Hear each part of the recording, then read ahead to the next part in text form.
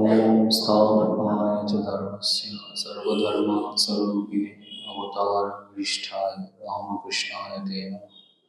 ओम जननीं शारदां देवीं रामकृष्णां जगद्गुरुं पादपद्मे तयोः श्रुत्वा प्रणमामि मुहुः। ओम नमः श्रीयतिराजाय विवेकानन्दसूरये सच्चित्सुखस्वरूपाय स्वामिने तापहाराय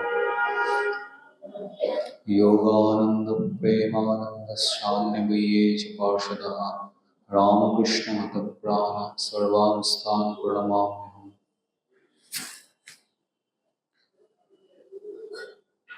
आज महापुण्य तिथि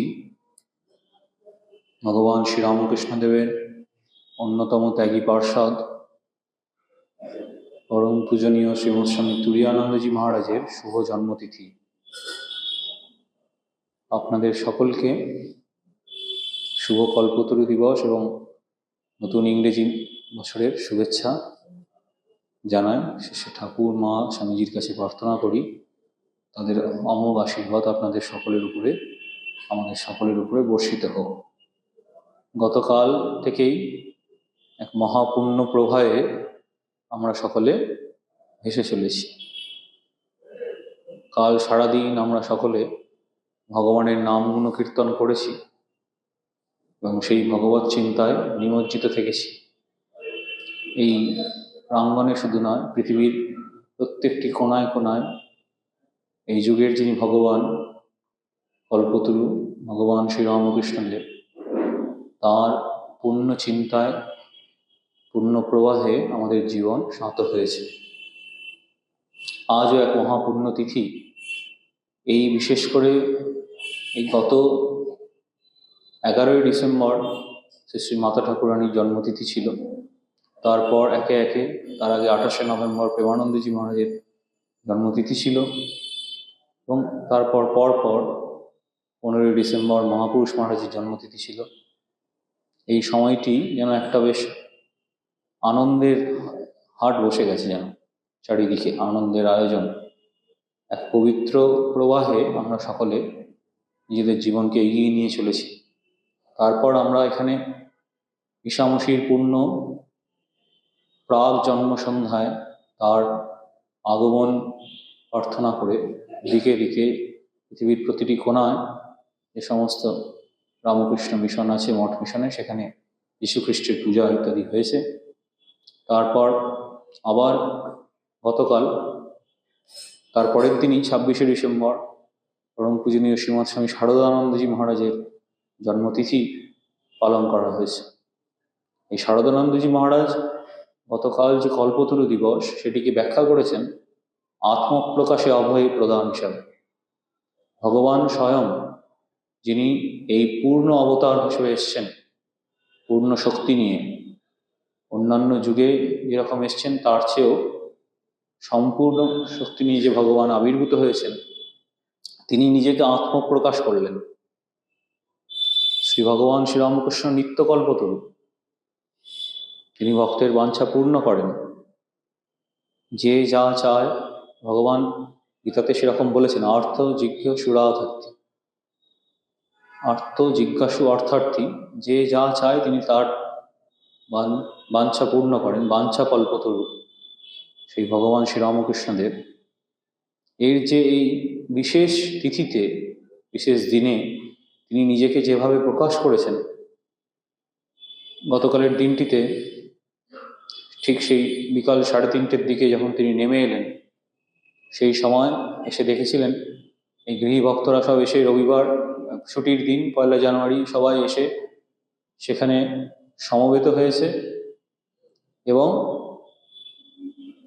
তিনি দেখলেন সেই জ্যাকেট পরে, শীতের টুপি, কান ঢাকা টুপি, এই সমস্ত পরে ভগবান শ্রীরামকৃষ্ণ হঠাৎ সেই কাঠের সিঁড়িটি দিয়ে নিচে নেমে এলেন।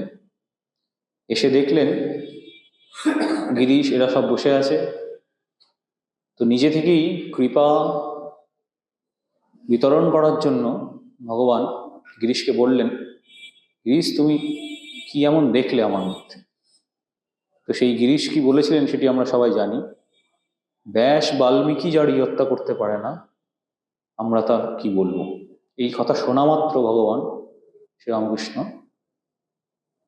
এক অদ্ভুত তার মধ্যে পরিবর্তন এলো এবং তিনি বললেন, আশীর্বাদ করি, কি আর বলিব, আশীর্বাদ করি তোমাদের চৈতন্য হোক। এই যে সমস্ত ছবি এখন আমাদের, ঠাকুর বলেছিলেন আমার ছবি ঘড়ির চেনে পর্যন্ত ঘুরবে। এখন আমাদের প্রত্যেকের হোয়াটসঅ্যাপের হয়তো প্রথম যে ইমেজ যেটা দিয়ে আমরা খুলি, ক্লিক করি, সেখানে অনেকেরই ঠাকুরের ছবি, মায়ের ছবি, স্বামীজির ছবি সব আছে। স্ট্যাটাসে আমরা দেখি আসতে থাকে। ভগবানকে নিয়ে যেভাবেই থাকা যাক সেটাই মঙ্গলজনক। সেখানে যে ছবি আসছে সেখানে আমরা দেখতে পাচ্ছি ওই কল্পতরু দিবসে কাশীপুর উদ্যানবাটিতে ফুল দিয়ে সাজানো হয়েছে এবং ওই ঠাকুরের লেখা, আশীর্বাদ করি তোমাদের চৈতন্য হোক। চৈতন্য মানে কোথায়? স্বদেশ মন্ত্রে স্বামীজি যে প্রার্থনা শিখিয়েছেন, মা আমাদের মানুষ করো। মানুষ মানে মান হুঁশ, আমরা তো সবাই মানুষ, তাহলে আমাদের কেন ঠাকুর বললেন মানুষ মানে মান হুঁশ? এই হুঁশটাই হচ্ছে চৈতন্য। আমার যেন চেতনাটা ফিরে থাকে, চেতনাটা চলে না যায়। আমি একটি মানুষ, আমি সমাজে আছি, এবং তারপরেও মান হুঁশ, আমি কে, আমাকে প্রশ্ন করা নিজেকে, হু অ্যাম আই। এটি বেদান্তের প্রশ্ন, বেদান্ত বিচার। আর আজকে যার জন্মতিথি, স্বামী তুরীয়ানন্দ যে বেদান্ত বিচারই করতেন, বেদান্তের মহাপণ্ডিত, বেদান্ত বিচার করতেন, ব্রহ্মজ্ঞানী। তিনি কিভাবে শ্রীরামকৃষ্ণ এই ভাব গঙ্গার মধ্যে তার এক বিরাট ভূমিকা আছে। শ্রীরামকৃষ্ণ বিবেকানন্দ সারদা যে ভাব আন্দোলনে তুরীয়ানন্দজি মুখ্য চরিত্র।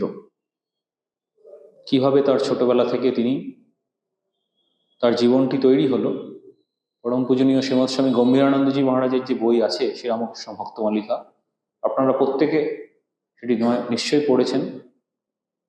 একেবারে ধ্যান চিত্রের মতো করে পরম পূজনীয় মহারাজ এই জীবনগুলিকে বর্ণনা করেছেন। এই জীবনগুলি যখন আমরা আলোচনা করি, পড়ি, আমরা আজকে সারাদিন আমাদের ছেলেদের যে প্রেয়ার হল, সেখানে এই সমস্ত পাঠ হয়েছে, গান হয়েছে, জয় জয় রামকৃষ্ণ ভুবন মঙ্গল। এই গানটি প্রত্যেকটি তিথি পুজোতে করা হয়, দেখবেন ক্যাসেটে পাওয়া যায়, ইউটিউবেও আছে। জয় জয় রামকৃষ্ণ ভুবন মঙ্গল, জয় মাতা শ্যামা সুতা অতি নিরমল, জয় বিবেক আনন্দ পরম দয়াল, বহুর মানস সুত জয়শ্রী রাখাল। এই প্রত্যেকের সম্বন্ধে বর্ণনা করে করে এই কথাগুলি বলা আছে। এখানে বলা আছে যোগরত ত্যাগব্রত তুরীয় আখ্যাত। তুরীয়ানন্দজি যিনি, তিনি এই যোগরত বলে এবং ত্যাগের শিরোমণি। সেরকমভাবে কিভাবে তার জীবনে তিনি এই যোগের পরাকাষ্ঠা প্রদান করেছেন এবং মানুষকে, তার কাছে যারা আসতো, কিভাবে তিনি তাদের জীবনের মোড় ঘুরিয়ে দিতেন, সেটির বিস্তৃত বর্ণনা, তার জীবনের বর্ণনা আমাদের এই গম্ভীরানন্দজি মহারাজের শ্রীরামকৃষ্ণ ভক্তমালিকাতে আমরা পাই। এবং গড লিভড উইথ দেম, স্বামী চিত্রানন্দজি মহারাজের যে বই, সেখানেও বিস্তৃত বর্ণনা আছে গড লিভড উইথ দেম। স্বামী তুরীয়ানন্দজি মহারাজ কিভাবে ছোট থেকে আস্তে আস্তে শ্রীরামকৃষ্ণ দেবের সান্নিধ্যে এলেন, তারপর যেমন আরও প্রত্যেকেই করেছেন সেরকমভাবে কাশীপুর উদ্যানবাটি, বরানগর মঠ, আলমবাজার মঠ ইত্যাদি, এবং তাদের জীবনের নিজ নিজ তপস্যা, এবং পরবর্তীকালে আমেরিকায় বেদান্ত প্রচার, এবং এই লস অ্যাঞ্জেলেসের ওখানে শান্তি আশ্রম প্রতিষ্ঠা। সেখানে কিভাবে তিনি ব্রহ্মচারী এবং ব্রহ্মচারিণীদের জীবন, আমেরিকান যারা লেডিস অ্যান্ড জেন্টেলম্যান, তাদের জীবনকে কিরমভাবে তিনি ধ্যান পরায়ণ করে তুললেন। সেখানে কিভাবে মডার্ন আমেরিকান সোসাইটিতে কিভাবে বেদান্তের বাণী প্রচার করলেন, তুরীয়ানন্দজির জীবনীতে আমরা দেখতে পাই। কিভাবে শান্তি আশ্রম প্রতিষ্ঠাতে, শান্তি আশ্রমের জীবনী ধারাটা কীরকমভাবে হবে, কীরকম রুটিন করে জীবনে থাকতে হবে। আমাদের অ্যাডভান্সড এজে যারা আসছেন সেখানে শান্তি আশ্রমে জীবনে তিনি তাদেরকে সব শেখাচ্ছেন, কিভাবে চলতে হবে, কিভাবে থাকতে হবে, সেগুলির বিস্তৃত বর্ণনা পায়। এবং আরেকটি অত্যন্ত গুরুত্বপূর্ণ রামকৃষ্ণ বিবেকানন্দ সাহিত্যের একটি গুরুত্বপূর্ণ বই, এটি হচ্ছে স্বামী তুরীয়ানন্দের পত্র। এটিও আপনারা আমাদের স্টলে পাবেন। স্বামী তুরীয়ানন্দের পত্র উদ্বোধন কার্যালয় থেকে প্রকাশিত। সেখানে মহারাজ এই বেদান্তের চিন্তা, এগুলির মধ্য দিয়ে সাধক জীবন কিভাবে উন্নত হবে, আপনাদের প্রত্যেকের সাধন জীবন, স্পিরিচুয়াল লাইফ কিভাবে আপনারা আরো এগিয়ে নিয়ে যাবেন, তার বিস্তৃত বিবরণ দিয়েছেন। এই স্বামী তুরীয়ানন্দের পত্র সাহিত্য একটি অনন্য সাহিত্য কীর্তি, সেটি থেকেও আমরা কিছু কিছু আজকে পাঠ করব। তার জীবনের কিছু কিছু অংশ পাঠ করে আমরা আমাদের চরিত্রের মধ্যে, পাঠ করলে এই সমস্ত আলোচনা করার একটি উদ্দেশ্য, সেগুলির মধ্যে আমাদের কিছু কিছু ভাব মনে গেঁথে যায়। আমাদের প্রত্যেকের, আমরা যারা পাঠ শুনছি, পাঠ করছি, প্রত্যেকের অত্যন্ত উপকার হয়। সেটিকে কোনো রকম পরিমাপ করা যায় না। আমরা ভক্তমালিকা থেকে তার জীবনী দিয়ে শুরু করব।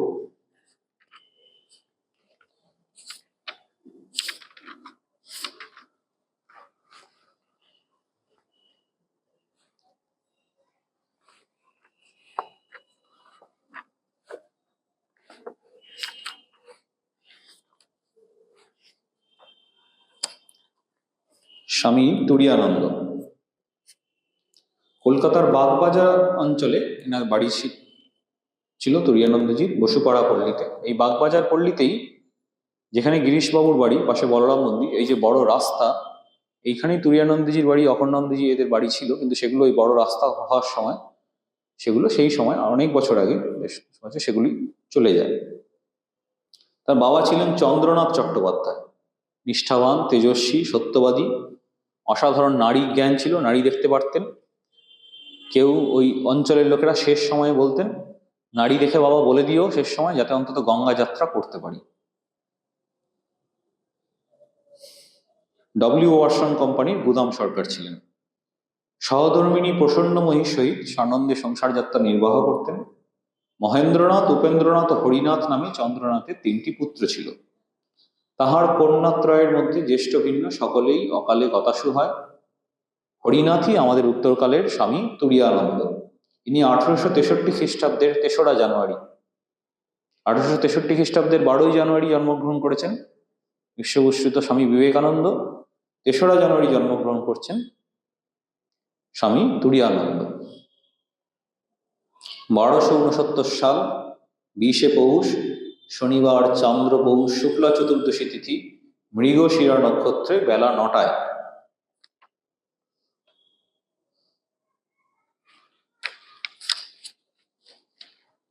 এই স্বামী ব্রহ্মানন্দজিও 1863 খ্রিস্টাব্দের 21শে জানুয়ারি, তাহলে 3rd জানুয়ারি সেই সময় সেই তিথি পড়েছিল। তুরীয়ানন্দজি মহারাজ 12ই জানুয়ারি স্বামীজি, আর 12টা উল্টে দিলে 21। মনে রাখবেন কি হবে, ওই 1 আর 2 যোগ করলে 3, 12-র 1 আর 2 আর 21-এর 2 আর 1। 3rd জানুয়ারি তুরীয়ানন্দজি, 12ই জানুয়ারি স্বামী বিবেকানন্দ, 21শে জানুয়ারি স্বামী ব্রহ্মানন্দ। এবং এই সবাই এরা মোটামুটি এই কলকাতায় জন্মগ্রহণ করছেন। স্বামী অশোকানন্দজি মহারাজের লেকচার আছে, তিনি আমেরিকাতে থাকতেন।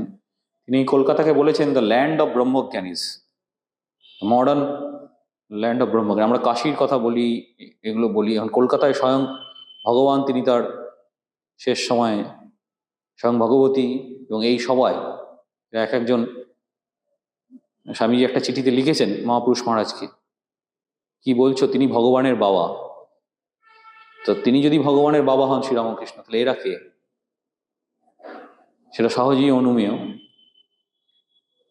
সে ভগবানের বাবার যারা ছেলে, তারা কে? স্বামী তুরীয়ানন্দজি বালকের জন্মগ্রহণের পর চন্দ্রনাথের যিনি জ্যেষ্ঠ তাতে বলিয়াছিলেন, কৃষ্ণ এসেছেন।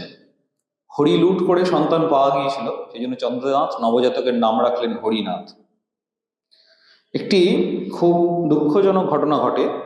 হরিনাথের যখন মাত্র 3 বছর বয়স, আমাদের আশ্রমে আমরা শেয়াল দেখতে পাই, তাকে বিভিন্ন বন জঙ্গল, তো এই বাগবাজার অঞ্চল বা এই সমস্ত অঞ্চলে সেই সময় তো এত আরবানাইজেশন নেই। তো শেয়াল আক্রমণ করলো, শৃগাল। মা কি করলেন? ছোট শিশুকে বাঁচাতে হবে তো, শিশুকে তুলে ধরলেন। শৃগাল এসে মহারাজের মাকে দংশন করলো, আর মহারাজের মা শরীর ত্যাগ করলেন। তো মহারাজ এরকম ভাবে মাকে হারালেন। 3 বছর বয়সে মা, তিনি জ্যেষ্ঠা ভ্রাতৃজায়া, মানে বৌদি, বড় বৌদি, তার জ্যেষ্ঠ ভাইয়ের যিনি স্ত্রী, বড় বৌদির কাছে মানুষ হলেন। পরবর্তীকালে তুরীয়ানন্দজি বলেছেন, ব্রহ্মজ্ঞান লাভ করেছেন, বেদান্ত বিচার করেছেন। কিভাবে? স্বামীজি যেমন বলতেন, সন্ন্যাসী হয়েছি বলে কি হৃদয় নেই? বেদান্ত বিচার এই সমস্ত করেছেন, ব্রহ্মজ্ঞান লাভ করেও পরে বলছেন, যতদিন বৌদির শরীর আছে ততদিন মনটা পড়ে আছে। কিরকম কৃতজ্ঞতা বোধ! ইনি মায়ের মতো করে, এটা আমাদের একান্নবর্তী পরিবারে এতে আমরা দেখেছি। বড় দাদার সাথে ভাইয়ের অনেক যখন বয়সের পার্থক্য থাকে, তখন বাড়ির বউ দিদিরা তারা ছোট ভাইয়ের মতোই সবাইকে মনের মতো, নিজের ছেলের মতো মানুষ করেন।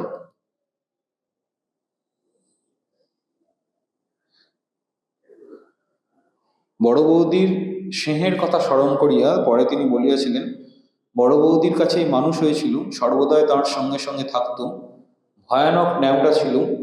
বড় বৌদিও আমায় খুব স্নেহ যত্ন করতেন, মার মতো মানুষ করেছিলেন। সাধু হয়ে গেলেও তার জন্য চিন্তা ছিল, তার শরীর না যাওয়া পর্যন্ত চিন্তিত ছিল, তার শরীর যাওয়ার পর নিশ্চিন্ত হল। হরিনাথ কম্বুলিয়াটোলা বাংলা স্কুলে ভর্তি হয়েছিলেন। যখন 12 বছর বয়স, তখন বাবাও চলে গেলেন। 3 বছরে মা, 12 বছরে বাবা। যখন আত্মীয়গণ বাবাকে গঙ্গা যাত্রা করাচ্ছেন, ছোট্ট হরিনাথ কেঁদে ফেলেছেন। তখন হরিনাথের দিদি বাবাকে বলছেন, হরি কাঁদছে, ওকে একটু সান্ত্বনা দিন। পরলোকে প্রসারিত দৃষ্টি, সপ্ততিপর, মানে 70 বছর হয়ে গেছে। বৃদ্ধ শুধু বলিলেন, হরিকে আর কি বলিব, হরি জগতের, জগৎ হরির।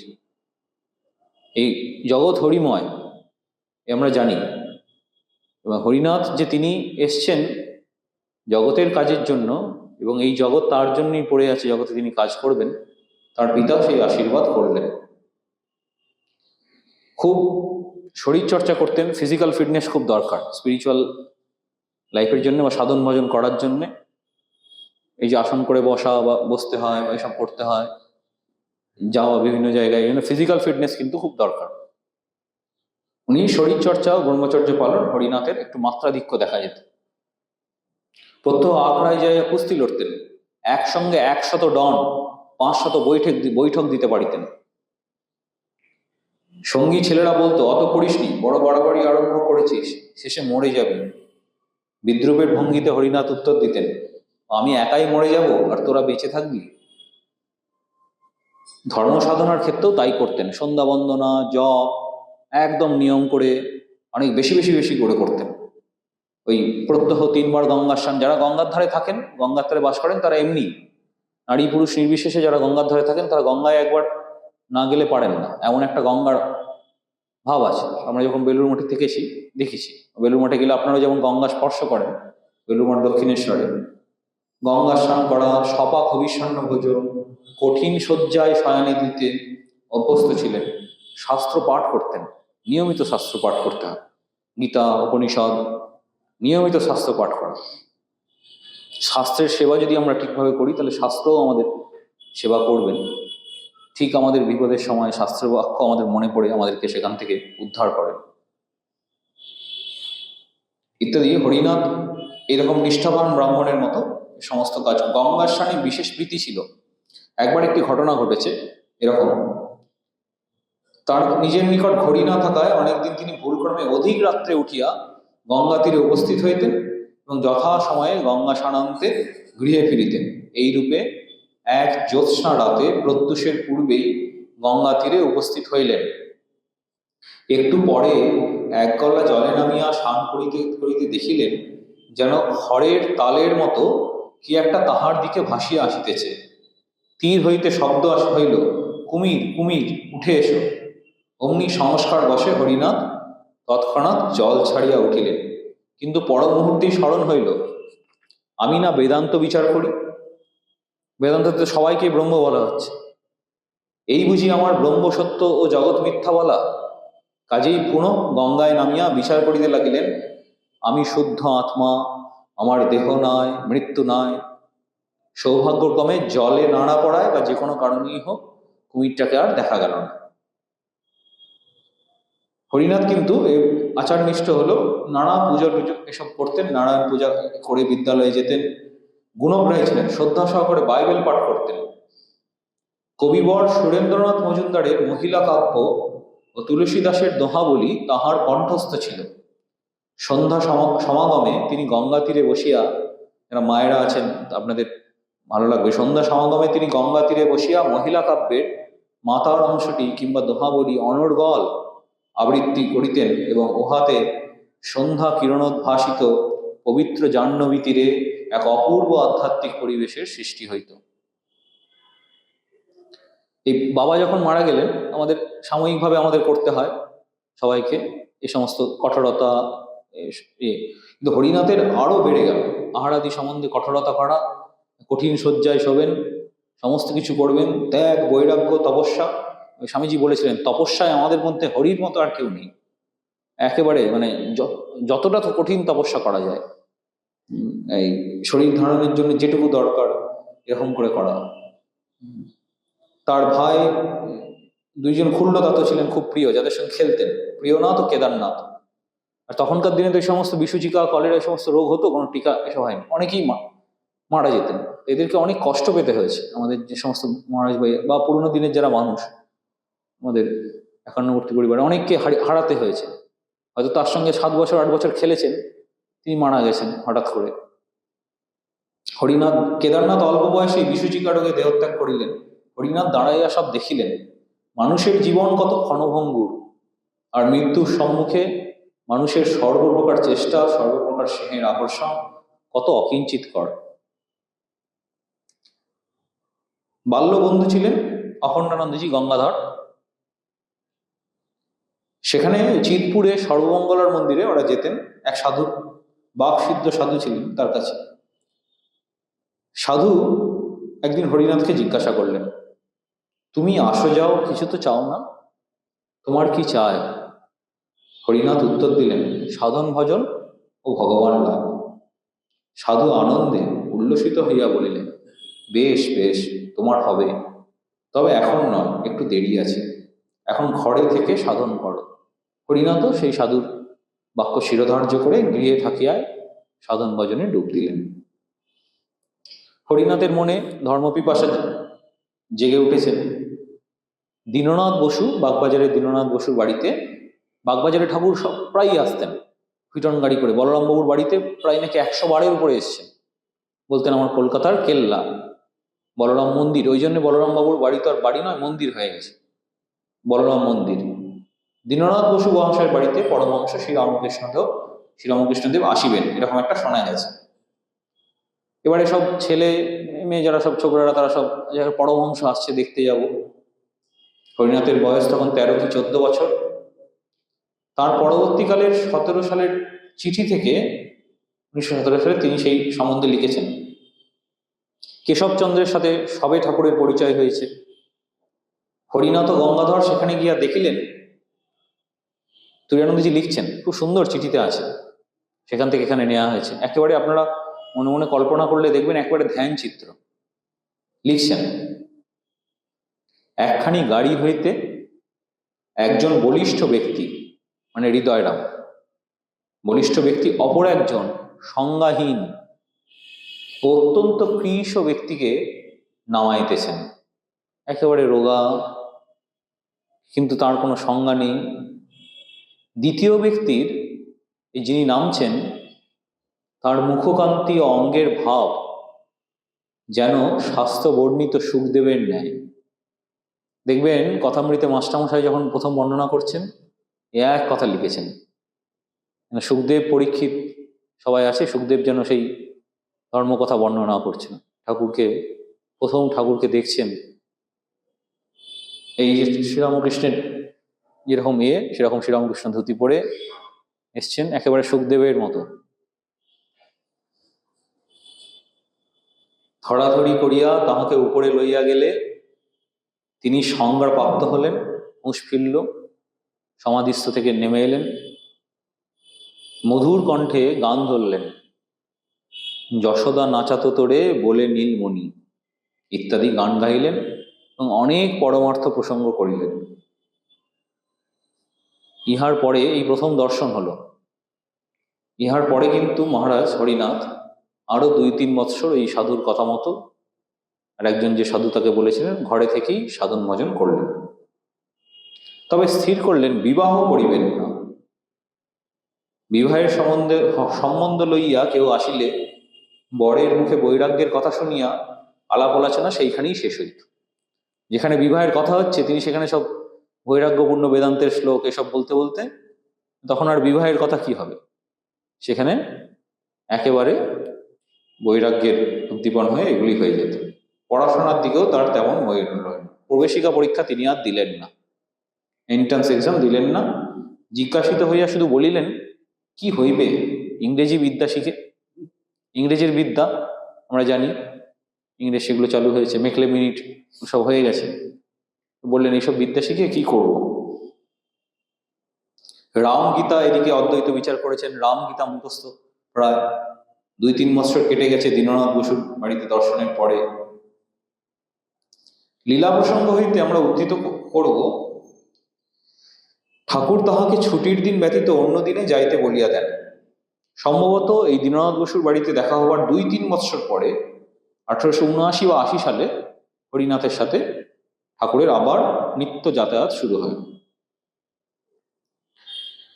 লীলা প্রসঙ্গে আছে, শরৎ মহারাজ লিখছেন, আমাদের জনৈক বন্ধু হরিনাথ এক সময়ে বেদান্ত চর্চায় বিশেষ মনোনিবেশ করেন। ঠাকুর তখন বর্তমান এবং উহার আকুমার ব্রহ্মচর্য, ভক্তি, নিষ্ঠা প্রভৃতির জন্য উহাকে বিশেষ ভালোবাসিতেন। বেদান্ত চর্চা ও ধ্যান ভজনাদিতে নিবিষ্ট হইয়া হরিনাথ পূর্বে পূর্বে যেমন ঘন ঘন ঠাকুরের নিকট যাতায়াত করিতেন, সেরূপ কিছুদিন করেন নয় বা করিতে পারেন নাই। ঠাকুরের তীক্ষ্ণ দৃষ্টিতে সে বিষয় অলক্ষিত থাকে নাই। যে বন্ধুটির সঙ্গে যাতায়াত করিত এমন এক ব্যক্তিকে দক্ষিণেশ্বরে একাকী দেখিয়া ঠাকুর তাহাকে জিজ্ঞাসা করিলেন, কিরে তুই যে একলা, সে আসেনি? জিজ্ঞাসিত ব্যক্তি বলিল, সে মশাই আজকাল খুব বেদান্ত চর্চায় মন দিয়েছে, রাত দিন পাঠ বিচার তর্ক নিয়ে আছে, তাই বোধ হয় সময় নষ্ট হবে বলে আসেনি। ঠাকুর শুনিয়া আর কিছু বলিলেন না। উহার কিছুদিন পরেই আমরা যাহার কথা বলিতেছি তিনি দক্ষিণেশ্বরে ঠাকুরকে দর্শন করিতে আসিলেন। তাহাকে দেখিয়াই ঠাকুর বলিলেন, কি গো, তুমি নাকি আজকাল খুব বেদান্ত বিচার করছো? তা বেশ বেশ, তা বিচার তো খালি এই গো, ব্রহ্ম সত্য জগৎ মিথ্যা, না আর কিছু? বন্ধু, আজ্ঞা হাঁ, আর কি? বন্ধু বলেন, বাস্তবিকই ঠাকুর সেদিন ওই কয়টি কথায় বেদান্ত সম্বন্ধে তাহার চক্ষু যেন সম্পূর্ণ খুলিয়া দিয়াছিলেন। কথাগুলি শুনিয়া তিনি বিস্মিত হইয়া ভাবিয়াছিলেন, ওই কয়টি কথা হৃদয়ে ধারণা হইলে বেদান্তের সকল কথাই বুঝা হইল। কথাগুলি ঠাকুর তাহাকে লইয়া পঞ্চবটিতে বেড়াইতে বেড়াইতে বলিলেন। ইতঃপূর্বে তাহার ধারণা ছিল উপনিষদ, পঞ্চদশী ইত্যাদি নানা জটিল গ্রন্থ না পড়িলে, সাংখ্যাদি দর্শনের উৎপত্তি না হইলে বেদান্ত কখনো বোঝা যাইবে না এবং মুক্তিলাভ সুদূর পড়া হতে থাকিবে। ঠাকুরের সেদিনকার কথাতেই বুঝিলেন, বেদান্তের যত কিছু বিচার সব ওই ধারণাটি হৃদয়ে দৃঢ় করিবার জন্য। যে ধারণাটি ঠাকুর তাকে বললেন, এটি বেদান্ত বিচারের সর্বশেষ কথা। তা বিচার তো খালি এই গো, ব্রহ্ম সত্য জগৎ মিথ্যা, না আর কিছু? তখন মহারাজ বলেছিলেন, আজ্ঞা হাঁ, আর কি? ঠাকুরের নিকট সেদিন তিনি বিদায় গ্রহণ করিলেন এবং তখন হইতে গ্রন্থ পাঠাদি অপেক্ষা সাধন ভজনেই অধিক মনোনিবেশ করিবেন, এইরূপ নানা কথা ভাবিতে ভাবিতে কলকাতার দিকে ফিরিলেন। এইরূপে তিনি সাধন সহায়ে ঈশ্বরকে প্রত্যক্ষ করিবার সংকল্প মনে স্থির ধারণ করিয়া তদবধি তদনুরূপ কার্যে বিশেষভাবে মনোনিবেশ করিলেন।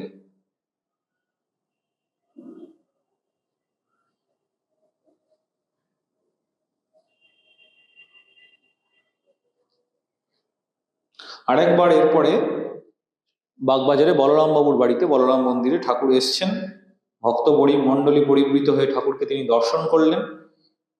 ঠাকুর এমন কিছু প্রশ্নের উত্তর দিতে শুরু করলেন যেটা মহারাজের অন্তরে জিজ্ঞাসার প্রশ্ন। মনে হইতে লাগিল ঠাকুর ওই সম্বন্ধে যাহা কিছু বলিতেছেন তাহাকে লক্ষ্য করিয়াই বলিতেছেন। শুনিলেন ঠাকুর বলিতেছেন, কি জানো, কামকাঞ্চনকে ঠিক ঠিক মিথ্যা বলে বোধ হওয়া, জগৎটা তিনকালে অসৎ বলে ঠিক ঠিক মনে জ্ঞানে ধারণা হওয়া কি কম কথা? তাঁর দয়া না হলে কি হয়? তিনি কৃপা করে ওইরূপ ধারণা যদি করিয়ে দেন তো হয়, নইলে মানুষ নিজে সাধন করে সেটা কি ধারণা করতে পারে? তার কতটুকু শক্তি, সে শক্তি দিয়ে সে কতটুকু ধারণা করতে পারে? এইরূপে ঈশ্বরের দয়ার কথা বলিতে বলিতে, এই যে গানে আছে দয়া ঘন তোমা হেন কে হিতকারী, এটি তুরীয়ানন্দজির খুব প্রিয় গান, দয়া ঘন তোমা হেন কে হিতকারী। এইরূপে ঈশ্বরের দয়ার কথা বলিতে বলিতে ঠাকুরের সমাধি হইল। কিছুক্ষণ পরে অর্ধবাহ্য দশা প্রাপ্ত হইয়া বলিতে লাগিলেন, একটা ঠিক করিতে পারে না, আবার আর একটা চায়। ঠাকুর বলছেন, তুরীয়ানন্দজি শুনছেন, বালক হরিনাথ। ওই কথাগুলি বলিয়াই ঠাকুর ওইরূপ ভাবাবস্থায় গান ধরিলেন, খুব সুন্দর গান। ওরে কুশীলব করিস কি গৌরব, ধরা না দিলে কি পারিস ধরিতে। এই মহাবীর যখন কুস্তি লড়ছেন তখন মহাবীরটি বলেছেন, আরে আমি যদি ধরা না দিই আমাকে কে ধরবে? ওরে কুশীলব করিস কি গৌরব, ধরা না দিলে কি পারিস ধরিতে। গাইতে গাইতে ঠাকুরের দুই চক্ষে এত জলধারা বহিতে লাগিল যে বিছানার চাদরের খানিকটা ভিজিয়া গেল। বন্ধুও সে অপূর্ব শিক্ষায় দ্রবীভূত হইয়া কাঁদিয়া আকুল। কতক্ষণে তবে দুইজনে প্রকৃতিস্থ হলেন। বন্ধু বলেন, সে শিক্ষা চিরকাল আমার অন্তরে অঙ্কিত হইয়া রহিয়াছে। সেদিন হইতে বুঝিলাম ঈশ্বরের কৃপা ভিন্ন কিছুই হইবার নহে।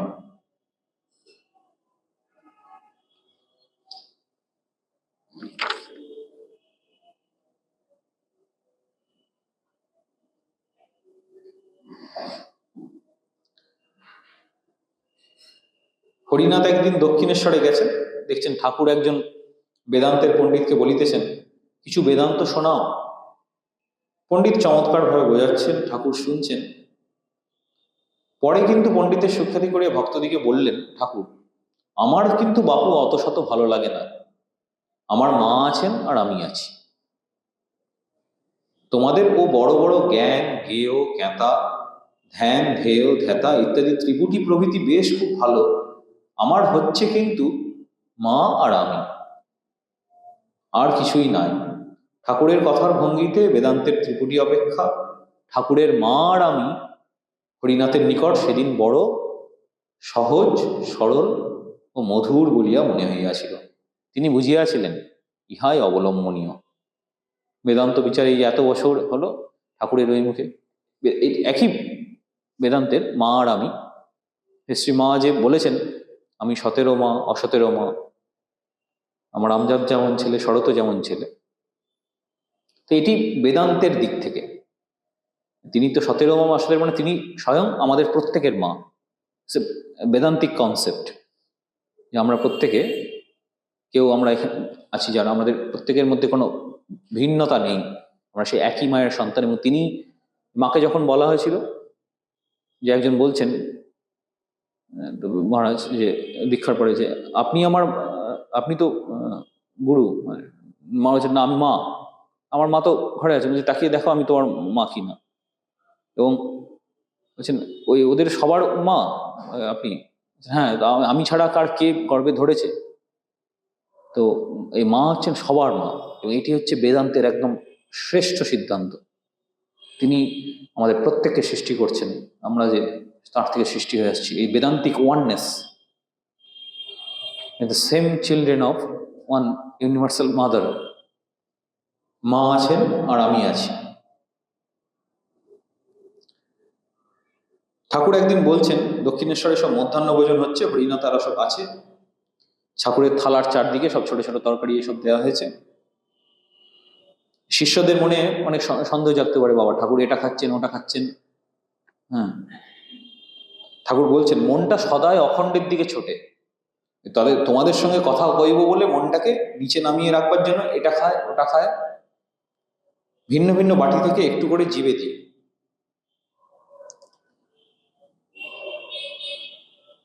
হরিনাথ এই কাশীপুরের কথা এবার আসছে। ঠাকুরকে অবতার বলে জেনেছিলেন, সেজন্য ভাবতেন এইসব রোগ যন্ত্রণা বোধহয় লীলা করছেন, ভান করছেন। এখন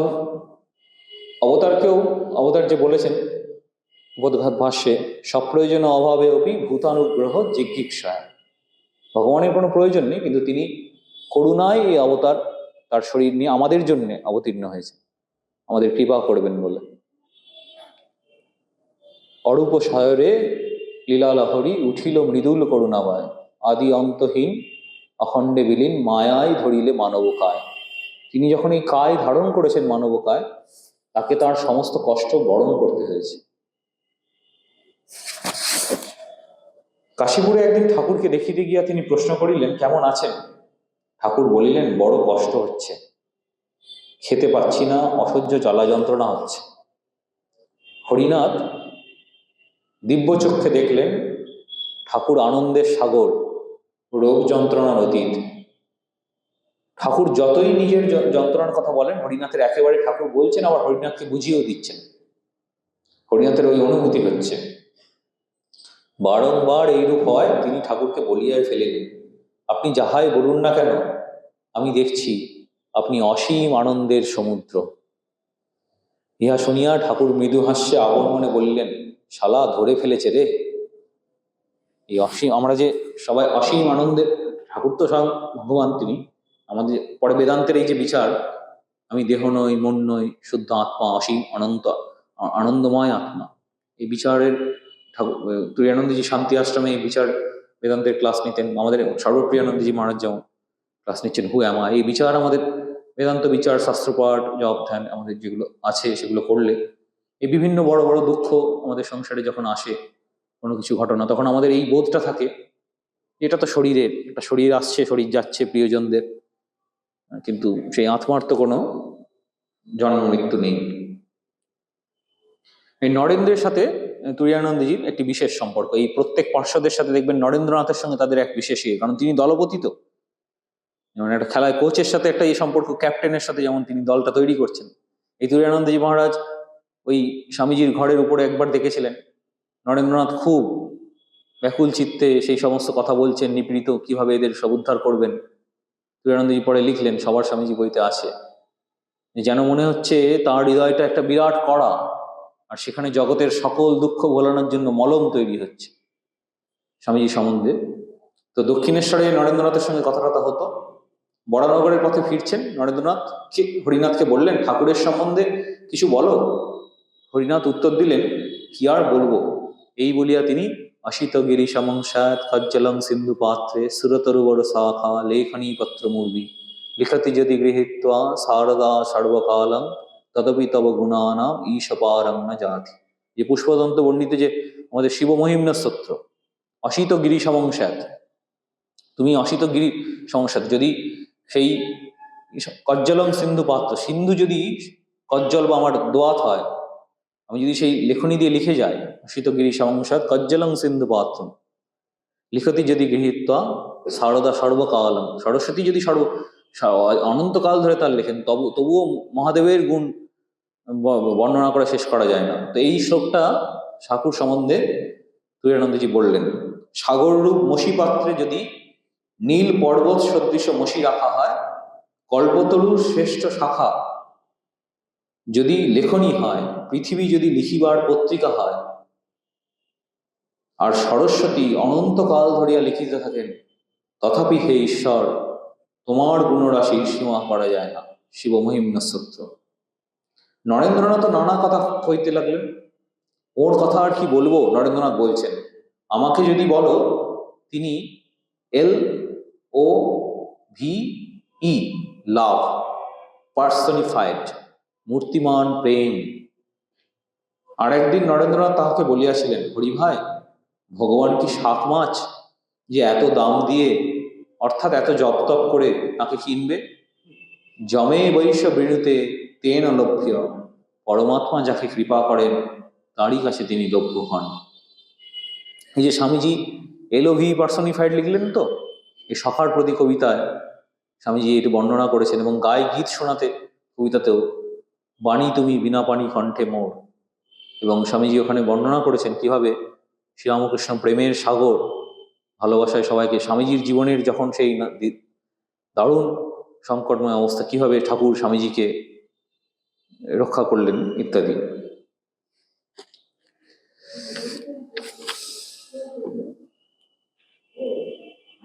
এবারে হরিনাথ সন্ন্যাসী হলেন, নরেন্দ্রনাথের সাথে তার হলো। ওই বাড়িতে একবার সন্ন্যাসের পরেও সন্ন্যাস গ্রহণ হলো 1887 খ্রিস্টাব্দে বরানগর মঠে।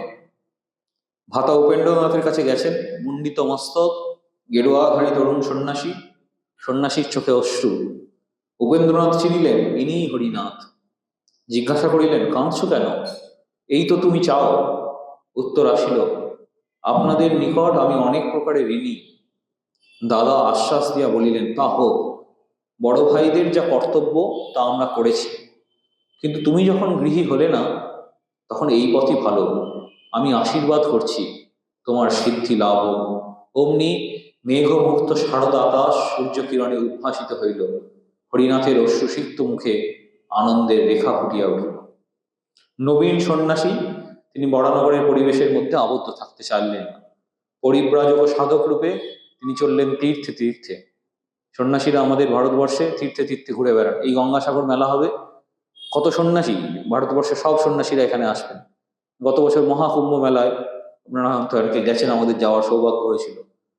সমগ্র ভারতবর্ষ সেখানে, ওটা পৃথিবীর মানুষ সেখানে এসছেন সেই একবার সেখানে যাওয়ার জন্য।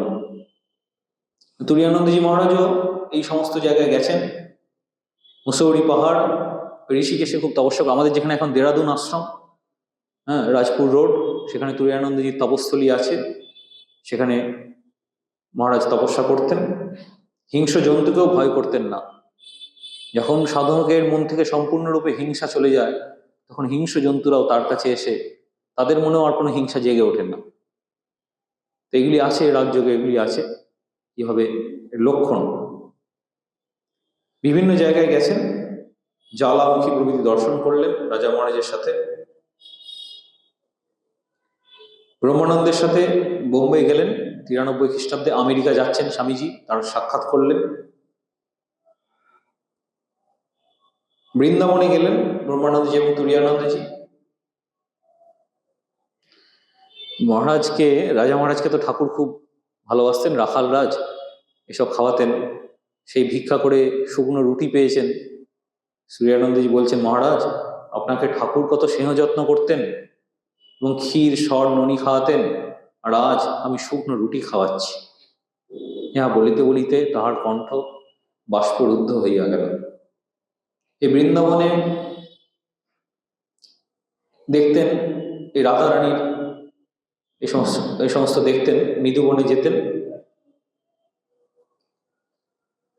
বৃন্দাবনে অবস্থানকালে হরি মহারাজের রাধারানীর দর্শন পেয়েছিলেন, এখনো সাধকেরা পান। কখনো কখনো মৃদুবনে যাইতেন। একদিন তমাল বৃক্ষের শাখায় রাধারানীর আলুলায়িত বেণী দেখিয়া প্রথমে ভাবিলেন উহা ময়ূরপুচ্ছ, কিন্তু অচিরেই নয়ন পথে সত্য উদ্ভাসিত হইয়া তাহাকে চমকিত করিল।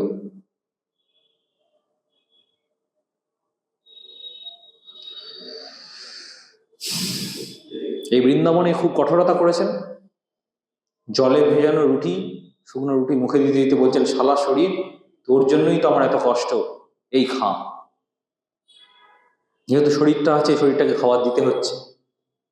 ইহার পর তাহার স্পষ্ট অনুভূতি হইল। রাধারানী দর্শন পেলেন বৃন্দাবনে একদিন, তারপরে আবার কয়েকদিন পরে তার অনুভূতি হচ্ছে রাধারানী হচ্ছেন ভক্তির মূর্তিমতী। তার অনুভূতি হচ্ছে, আমি দেহ নই, আমি স্বতন্ত্র, ক্ষুধা তৃষ্ণা বর্জিত আত্মা, দেহটা ত্যক্ত জীর্ণ বস্ত্রের ন্যায় পৃথক পড়িয়া আছে। এই বিদেহ আনন্দ তিনি সেই সময় অনেক লাভ করিয়াছেন। 96 সালের শেষে 1800 মুঙ্গের মিথিলা প্রভৃতি স্থানে গেছেন। বারাণসীতে তুরানন্দজির ঘর আছে, দেখবেন বারাণসী সেবাশ্রমে যারা গেছেন স্বামী তুরানন্দের ঘর ঢুকে সেখানে তিনি অনেক দিন সেখানে সাধন ভজন করেছেন।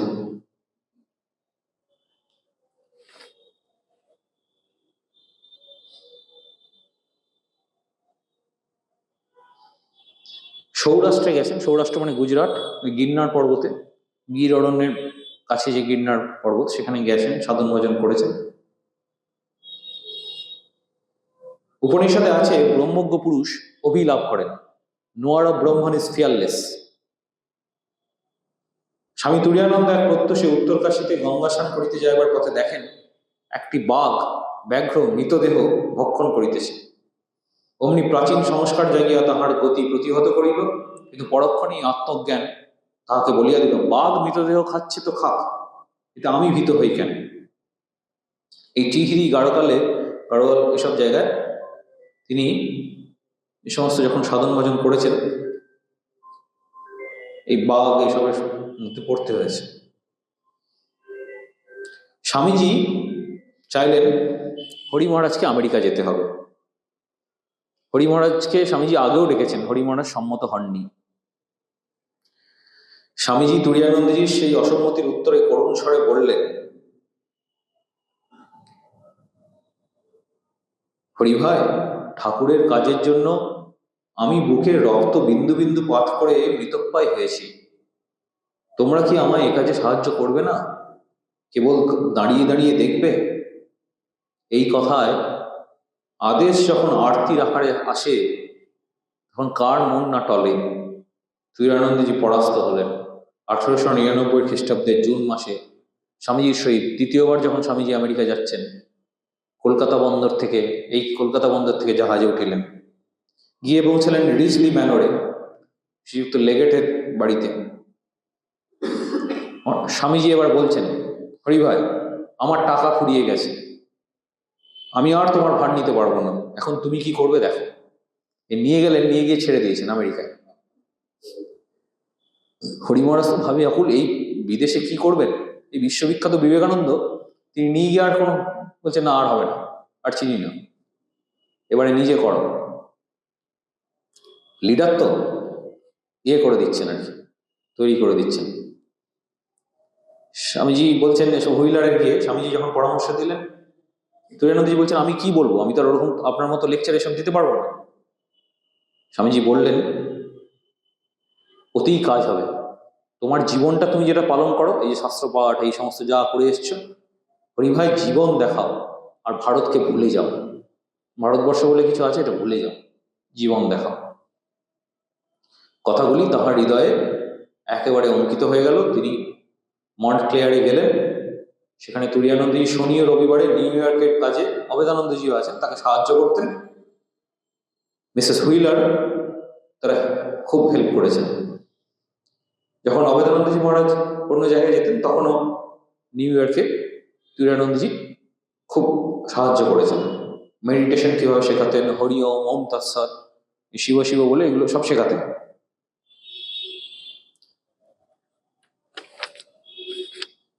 ওই অতুলানন্দজি মহারাজের Gurudas Maharaj, the same is in America, এরকম একটা বই আছে, খুব ভালো বই। তো গুরুদাস মহারাজকে বলছেন, গুরুদাস, সিংহতুল্য হও, সিংহতুল্য হও, পিঞ্জর ভেঙে ফেলে মুক্ত হও, একটা বড় লাভ মারো আর কাজ হাতে করো, এরকম তিনি উপদেশ দিতেন। বক্তৃতা কদাচিৎ করিতেন, কারণ তাহার মতে বক্তৃতাতে জনসাধারণ আকৃষ্ট হয়, কিন্তু প্রকৃত কাজ হয় ঘনিষ্ঠ মিলনে, অবশ্য দুই দরকার। স্বামী তুরানন্দকে কার্যভার দিলেন এবং স্বামীজি বললেন, আমি তো তোমাদের কাছে শুধু বক্তৃতা করছি, এরপর তোমাদের কাছে আমি আমার এমন একজন গুরু ভাইকে পাঠাবো যার মধ্যে কি করে আমার বাক্যগুলিকে জীবনে পরিণত করতে হয় তা দেখতে পাবে। ভারত হইতে যাত্রার পূর্বে তিনি হরি মহারাজকে বলেছিলেন, আমি পাশ্চাত্য জগৎকে ক্ষাত্র বীর্য দেখিয়েছি, বক্তৃতায় তাদের চমৎকৃত করেছি। তুমি তাদের ব্রাহ্মণোচিত পবিত্রতা ও ধ্যান পরায়ণতা দেখাও।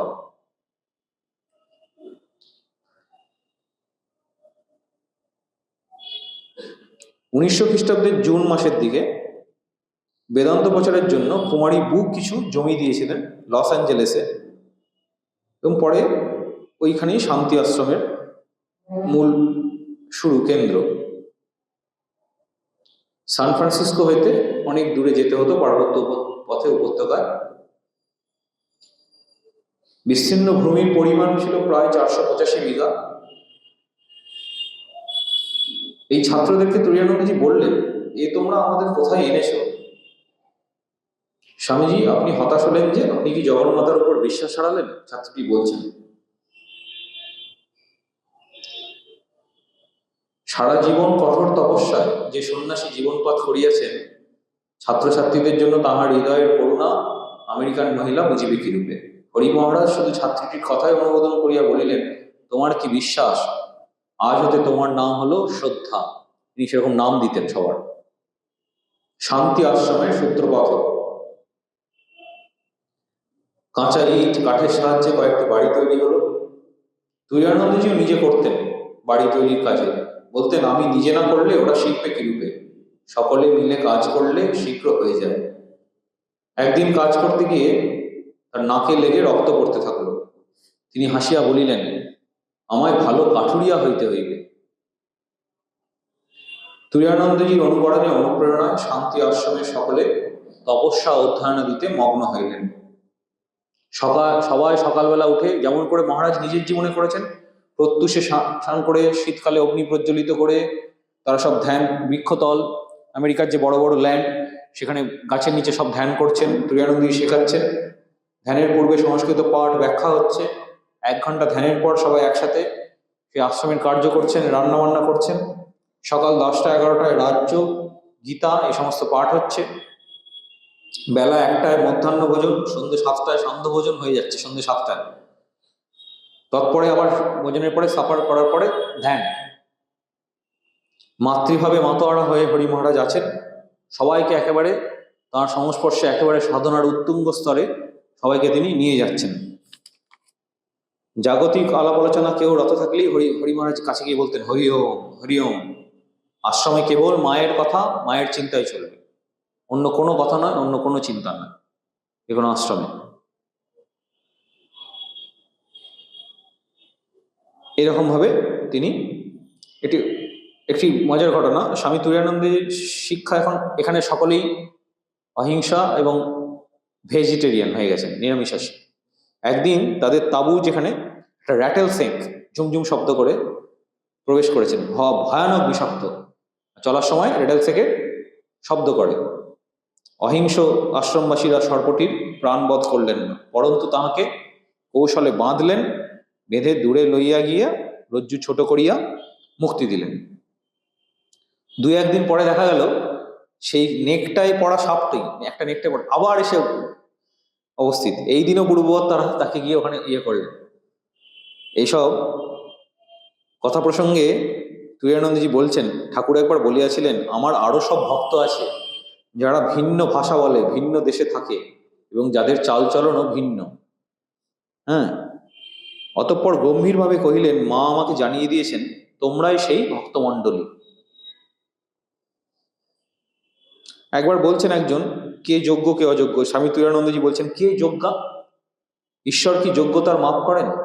সেই ছাত্রীটি অল্পকাল পরেই শেষ মুহূর্ত পর্যন্ত শ্রীরামকৃষ্ণ নাম উচ্চারণ করতে করতে ইহলোক হইতে চিরবিদায় নিলেন। স্বামী তুরানন্দজি এরপরেও প্রায় 2 বছর শান্তি আশ্রমে ছিলেন। এবার 1901 খ্রিস্টাব্দে ওখান থেকে সান ফ্রান্সিসকোতে গেলেন। তার পিত্তকোষের পাথুরি রোগ হয়েছিল। পরে মাঝে মাঝে শান্তি আশ্রমে আসতেন। ভারতে এবার তিনি ফিরে আসছেন। রেঙ্গুনে যখন এসছেন, সংবাদ পেলেন স্বামীজি ইহলোক ত্যাগ করিয়াছেন। কত আগ্রহ, কত চেষ্টা, জুন মাসে 1902 ফিরছেন। স্থির করলেন যে আর বিদেশে ফিরবেন না, অবশিষ্ট জীবন ভগবত চিন্তায় কাটাবেন। তদনুসারে বিদেশি পোশাক, এই ঘড়ি সব ত্যাগ করলেন। কিছুক্ষণ কিয়দ্দিন কত তপস্যা করে বৃন্দাবন যাত্রা করলেন, সঙ্গে স্বামী ব্রহ্মানন্দজির আদেশে ব্রহ্মচারী কৃষ্ণলালকে নিলেন। এরপরে মহারাজ বিভিন্ন জায়গায় দর্শন করেছেন, বদ্রীনাথ, কেদারনাথ, হরিদ্বার, অত্যন্ত সব জায়গায়, কুরুক্ষেত্রে তুলসী রামায়ণ পাঠ এই সমস্ত করেছেন। 1910 খ্রিস্টাব্দের শেষে 9 খ্রিস্টাব্দে খুব ম্যালেরিয়ায় ভুগেছেন, কাশী সেবার সময় তো অনেকদিন ছিলেন, তুরানজির পত্রে এইগুলো। বেলুর মঠে অনেকদিন তারপরে থাকলেন। 1912 খ্রিস্টাব্দের শুরুতে কাশীতে ছিলেন। 15 এই আলমোড়াতে, জানুয়ারিতে পুরীতে গেলেন 1917 সালে, পুরীধামে অনেকদিন ছিলেন। এইভাবে বিভিন্ন রকম কাজ করে 1921 খ্রিস্টাব্দে আবার সেই কাশী অদ্বৈত আশ্রমে, কাশীতে 2টো আশ্রম আছে, অদ্বৈত আশ্রম, সেবাশ্রম। মহারাজ শরীর যায় একটু অদ্ভুতভাবে কার্বাঙ্কেল, মানে ব্রণ থেকে, মানে একটা খদ বা আমরা যে ফোঁড়া বলি, সেগুলো বড় হয়ে 1921 খ্রিস্টাব্দে তার পৃষ্ঠভাগে দুষ্ট ব্রণ হলে চিকিৎসকগণ অপারেশন করলেন। ক্লোরোফর্ম ব্যবহার করতে হয়নি, কিন্তু তিনিও অপারেশনের সময় কোনো রকম অ্যানাস্থেসিয়া হয়নি। ডাক্তাররা ভাবছেন যে ঠিক আছে, চলবে। এবারে একটুখানি কেটেছেন, পুরো যখন মাংস খণ্ডটা কাটছেন, তারা ভেবেছেন বোধহয় এমনি কাটা যাবে, এত যন্ত্রণা হয়েছে। তো হরি মহারাজ বুঝাইয়া দিলেন যে আমাকে আগে বলে দিতে হয়, আমি ইচ্ছা শক্তি প্রয়োগে ওখান থেকে মনটা তুলে রাখি, না হলে অন্য একটা জায়গায় হলে হবে না, সেই জায়গাটা বলে দিতে হবে, তখন তিনি ওখান থেকে মনটা তুলে নেবেন। 1922 খ্রিস্টাব্দের শুরুর দিকে, এই প্রায় আজ থেকে 104 বছর আগে, একটি দুষ্ট ব্রণ থেকে আস্তে আস্তে ওনার শরীর খারাপ হতে লাগলো। আমাদের এই বেলঘড়িয়া আশ্রমের যিনি প্রতিষ্ঠাতা স্বামী নির্বেদানন্দজি, স্টুডেন্ট সোমেন, ইনি তুরানন্দজির কাছে যেতেন। নির্বেদানন্দজি ওই বিষয়ে প্রশ্ন করলে, তিতিক্ষার বিষয়ে, তিনি বললেন, দেখো মনটা ছেলে মানুষের মতো, তাকে ধরে রাখলে ক্রমাগত বলতে থাকে ছাড় ছাড়, তাই একবার একটু ছেড়ে দিয়েছিলাম, কিন্তু তখনও ডাক্তারের কাজ শেষ হয়নি দেখে আবার ধরে ফেললাম। কিছুক্ষণ মৌন থেকে উচ্চারণ করলেন গীতা শ্লোক, যস্মিন স্থিত ন দুঃখেন গুরুণাপি বিচাল্যতে, যাহাতে অবস্থিত হলে যোগী গুরু দুঃখেও বিচলিত হন না। সঙ্গে সঙ্গে বলিলেন, ভাষ্যকার আচার্য শঙ্কর বলেছেন, শস্ত্র সম্পাত জনিতেন আপি দুঃখেন না বিচাল্যতে, শস্ত্রঘাত জনিত দুঃখেও বিচলিত হন না। কিছুদিন পূর্বে মহাসমাধির আগে তুরানন্দজি সেবককে বললেন, আমার কৌপিন ও কমণ্ডলু কোথায়? ওইগুলি ঠিকঠাক কাছে জানিয়া বলিলেন, আমি সাধু, আমি গাছতলায় থাকবো, ভিক্ষা করে খাবো। এখানে কি, এখানে এখন কোথায় আছি? স্থান কাল অতীত ব্রহ্মজ্ঞ পুরুষ বলিয়া যাইতে লাগিলেন, আমায় কৌপিন পড়িয়া দাও, কমণ্ডলু দাও, আমি গাছতলায় থাকবো। চিরযোগীর আর এক ইচ্ছা মাঝে মাঝে প্রবল হইয়া উঠিত, তিনি বসিয়া ধ্যান করিবেন, সেই অবস্থায় ওইরূপ করিতে দেওয়া মারাত্মক। শেষকালে তবু দৃঢ়স্বরে বারংবার আদেশ করিতেন, আমায় বসিয়ে দাও।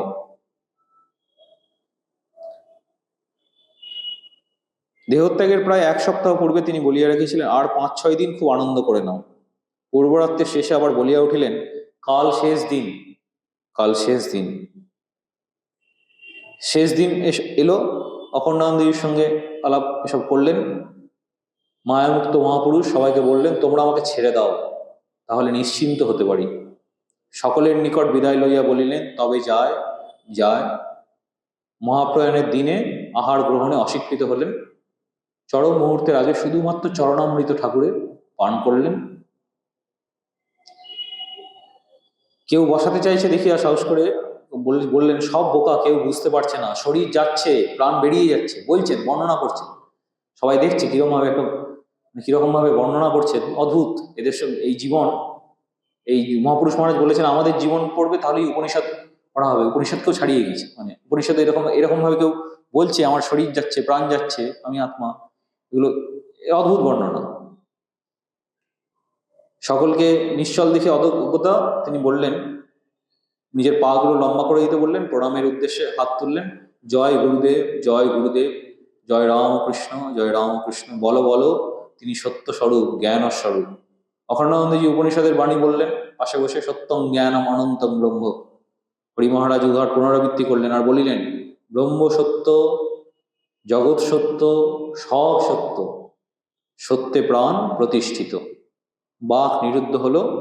অনন্ত শয্যায় শায়িত মহাপুরুষ, বিকচ কমল সদৃশ চক্ষুদয়, বিস্ফারিত করিয়া শ্রীরামকৃষ্ণের লীলাভূমি সন্দর্শন করিতে করিতে 21শে জুলাই শুক্রবার সন্ধ্যা 6:45 সময় মায়ার জগৎ হইতে বিদায় লইলেন।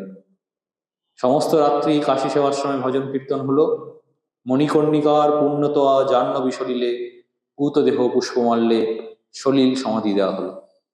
এই মহান জীবন পাঠ করে আমরা সকলে ধন্য হলাম। আমাদের মন এক অন্য লোকে বিচরণ করছিল, সেই ভাব যেন তিনি আমাদের দান করেন। তার চিঠির একটি অংশ থেকে, ছোট্ট অংশ থেকে পড়ছি। বলছেন, চাঁদা মামা সকলেরই মামা, খুঁজি খুঁজি নারী যে পায় তারি, তাঁর ভজনে সকলেরই অধিকার। স্ত্রী পুরুষ ধর্মমত নির্বিশেষে সবাই করতে পারে। তিনি সকলেরই আপনার মা, পাতানো মা নন। মাঝে বলেছেন, আমি কথার কথা মা নই, পাতানো মা নই, গুরুপত্নী নই, সত্য জননী। সত্য জননী তো বেদান্তের শেষ কথা। কেউ বানের জলে ভেসে আসেনি। মহারাজ লিখছেন, আপনি ছাগল গরু কেন হতে যাবেন? আপনি মার সন্তান, আপনারা আসল সন্তান, তাছাড়া আর কিছু নয়। সত্যই মার ছেলেদের অর্থাৎ ছেলে মেয়েদের কোনো ভয় নাই, অতএব আপনারও কোনো ভয় নাই, আমারও নয়। তিনি যেমন রাখবেন তেমনি আমরা থাকবো, এই পর্যন্ত। ভালো মন্দ বুঝি না, বুঝিতে পারি না, এ বুদ্ধিতে কুলায় না। তুমি ভালো মন্দর পার, আমাকেও উহাদের পারে লইয়া যাও, এই আমার প্রাণের প্রার্থনা। কোন দিক দিয়ে কেমন করে নিয়ে যাবে তা জানি না, কিন্তু নিশ্চয়ই বিশ্বাস আছে তুমি নিয়ে যাবে। প্রভু বলেছেন, কেউ অভুক্ত থাকবে না, সকলেই খাবে, তবে কেউ সকালে, কেউ দুপুরে, কেউ সন্ধ্যায়। তোমার ইচ্ছা পূর্ণ হোক। এই আর ওই ঠাকুর যা বলেছিলেন, আমার ওই সব ভালো লাগে না, সেটা চিঠিতে লিখেছেন যে ঠাকুর আমাকে একদিন বলেছেন, এই ত্রিপুটি নয়, জ্ঞান জ্ঞেয় জ্ঞাতা, ধ্যান ধ্যেয় ধ্যাতা নয়, আমার মা আছেন আর আমি আছি। শেষ করছেন, বিষয়ে মন ছেড়ে ভগবানে অনুরক্ত হলেই শুদ্ধ মন হয়। এই বেড়াল বনে গেলে বন বেড়াল হয়। এই ইমাজিনেশন, কল্পনা পাকা হইলেই রিয়েলাইজেশন হয়, সাক্ষাৎকার হয়। আজকার ইমাজিনেশন, কালকে রিয়েলাইজেশন। আমাদের যে সাধন পদ্ধতিতে আমাদেরকে বলা থাকে যে কল্পনা করবে, এরকম এই কল্পনা যেরকম মহারাজরা বলেছেন সেরকমভাবে করতে হবে। সেটাতে মহারাজও তাই বলছেন, আজকের ইমাজিনেশন, কালকে রিয়েলাইজেশন। শুধু দৃঢ় হওয়া চায়। যত ঝড়ঝাপটাই আসুক, মাঝে মাঝে হয়তো কোনোদিন সময় বেশি পাওয়া যায়, কম পাওয়া যায়, আমাদেরও বিভিন্ন রকম সবার কাজ থাকে, সেখানে কিন্তু দৃঢ় হতে হবে। আগে ইমাজিন করলে পরে রিয়েলাইজেশন হতে পারে। ইমাজিনেশন না থাকলে রিয়েলাইজেশন কোথাও থেকে হবে? আত্মা প্রথমে শ্রোতব্য, প্রথমে শুনতে হয়, পরে মন্তব্য, তারপরে নিদিধ্যাসিতব্য, একটু ধারণা করতে হয়, তৎপরে সাক্ষাৎকৃত হলে রিয়েলাইজেশন। এই আর কি। আত্মা বা হবে দ্রষ্টব্য, শ্রোতব্য, মন্তব্য, নিদিধ্যাসিতব্য। মৈত্রেয়ীকে বলেছিলেন, এই গার্গী মৈত্রেয়ী সবাই সব মেয়েরাও সব ব্রহ্মজ্ঞান লাভ করতো, আর স্বামীজি এবারে সারদা মঠ এই যে সব করলেন, এই ছেলে মেয়েরা সবাই এই সমস্ত ব্রহ্মজ্ঞান লাভ করবে, এই অমোঘ আশীর্বাদ।